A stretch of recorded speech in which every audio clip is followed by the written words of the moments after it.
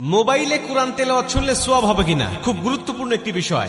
আমরা অনেকেই কিন্তু এখন মোবাইলের মাধ্যমে কোরআন তেলাওয়াত শুনি এবং মোবাইলে কোরআন তেলাওয়াত করি।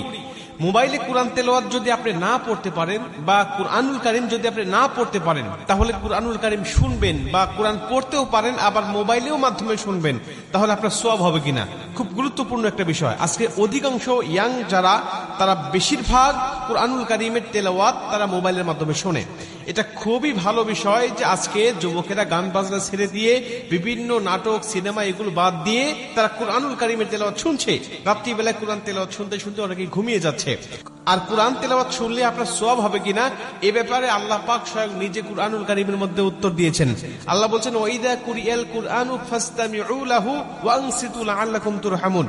আল্লাহ পাক বলছে, যখন কুরআনুল কারীমের তেলাওয়াত হয় তখন তোমরা চুপ থাকো, তোমরা কথা বলো না। ওয়াইদা কুরিয়াল কুরআনু ফাসতামিউ লাহু ওয়া আনসিতু লাআল্লাকুম তুরহামুন, এবং মনোযোগ সহকারে তোমরা শ্রবণ করো, আশা করা যায় যে আল্লাহ পাকের রহমত তোমাদের উপর বর্ষিত হবে। আল্লাহর কোরআন আপনি শুনবেন মোবাইলের মাধ্যমে হোক আর কারো কণ্ঠে হোক আর সামনাসামনি হোক, আপনি যখনই কুরআনুল কারীমের তেলাওয়াত শুনতেছেন তখনই আল্লাহ আপনার উপরে রহমতের বাড়ি ধারা বর্ষণ করছেন। অতএব মোবাইলের মাধ্যমে আপনি কোরআন তেলাওয়াত শুনতে পারবেন, এটা হলো প্রথম নম্বর কথা। দ্বিতীয় নম্বর কথা, আপনি যদি কুরআনুল কারীমের তেলাওয়াত শুনতে শুনতে ঘুমিয়ে যান বা কুরআনুল কারীমের তেলাওয়াত শুনতে শুনতে আপনি যানবাহন করছেন, চলাচল করছেন, বা কুরআনুল কারীমের তেলাওয়াত আপনি বসে বসে শুনতেছেন, এমন অবস্থায় যদি আপনার মৃত্যু হয়ে যায়, নবীজি বলছেন, আল মাউতু আলা আমালিন সালেহ, যে ব্যক্তি ভালো কাজ করারত অবস্থায় দুনিয়া থেকে বিদায় নিয়ে চলে যায়, আল্লাহ পাক তাকে জান্নাতি মরণ দেয়, জান্নাতি মৃত্যু দেয়। আমাদের মৃত্যু কখন হবে, আমাদের মরণ কখন চলে আসবে আমরা কেউ জানি না।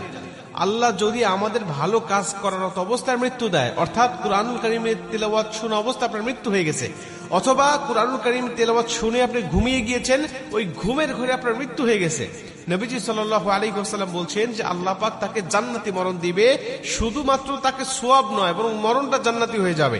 আর কোন ব্যক্তি যদি জান্নাতি মরণ পেয়ে যায়, তার কবরে, হাসরে, মিজানে, ফুলচিরাতে কোথাও তার কোনো বাধা নাই, কোথাও তার কোনো টেনশন নাই, সরাসরি আল্লাহর 10টি পৃথিবীর সমান একটি করে জান্নাত তার জন্য অপেক্ষমান। মুসলমান ভাইরা আমার, এজন্য আল্লাহ পাকের কুরআনুল কারীমের তেলাওয়াত আপনি করবেন। যদি কুরআনুল কারীমের তেলাওয়াত করার পাশাপাশি কুরআনুল কারীমের তেলাওয়াত আপনি শুনতে চান, তাহলে অবশ্যই আপনি কুরআনুল কারীমের তেলাওয়াত আপনি শুনতে পারবেন। যদি সামনাসামনি কাউকে না পান কোরআন তেলাওয়াত শোনার জন্য, বা সামনাসামনিও আপনি শোনেন, আবার মোবাইলের মাধ্যমে আপনি শুনতে চান, তাহলে আপনি অবশ্যই শুনতে পাবেন, এতে কোনো সন্দেহ নাই, এতে কোনো সমস্যা নাই। বরং যতক্ষণ আপনি কুরআনুল কারীমের তেলাওয়াত শুনতে থাকবেন, ততক্ষণ পর্যন্ত গুনাহ থেকে বেঁচে থাকতে পারবেন, এবং যতক্ষণ কুরআন